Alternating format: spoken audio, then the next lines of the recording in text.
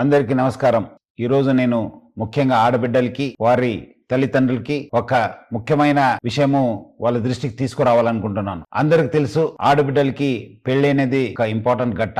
ఈ మధ్యలో ఆ ఒక్క పెళ్లి చూపుతోని పెద్దలు కుదిరించిన పెళ్లి అని చెప్పి కొంతమంది మా ఆడబిడ్డలకి వాళ్ళ తల్లిదండ్రులు కూడా మోసం చేస్తున్నారు అని చెప్పి మా దృష్టికి రావడం జరిగింది. ముఖ్యంగా కొంతమంది మీడియేటర్స్ ద్వారా కొంతమంది యూత్స్ వాళ్ళు పెద్దలు చూపించినట్లు వాళ్ళ దగ్గర వెళ్ళి ఒక ఫిక్స్ చేసుకోవడము, తర్వాత ఆడబిడ్డలకి ఏదో మాయమాటలు చెప్పి గిఫ్ట్స్ పేరుతోని మోసం చేయడం జరుగుతుంది. దాని కాకుండా ముఖ్యమైన ఏమంటే వాళ్ళని శారీరకంగా కూడా వాడుకోవడం జరుగుతుంది. ఎందుకంటే పెద్దలు కుదిరించింది కదా, ఇంకా ఏముంది వాళ్ళ పెళ్లి అయిపోతుంది, మనం ఎందుకు ఆలస్యం అని చెప్పి కూడా వాళ్ళని బలవంతంగా వాడుకోవడం జరుగుతుంది. సో ముఖ్యంగా ఆడబిడ్డలకి వాళ్ళ తల్లిదండ్రులకు నేను ముఖ్య గమనిక ఏమంటే, ఆడబిడ్డలు మీరు పెళ్లి పీటలు ఎక్కేదాకా చాలా అప్రమత్తం ఉండాలని చెప్పి నేను కోరుతున్నాను. ఎవరు ఎంత ఆశ చూపించినా మీరు మాత్రము ఎట్టి పరిస్థితి లొంగకండి. మీరు మీ జాగ్రత్తలో ఉండాలి. క్యాన్సిల్ అయితే క్యాన్సిల్ కావచ్చు కానీ బట్ దాన్ని మళ్ళీ తర్వాత మీకు బ్లాక్మెయిల్ చేసి మీకు మిస్యూజ్ చేసే అవకాశం ఉంటుంది. మళ్ళీ అదే విధంగా వాళ్ళు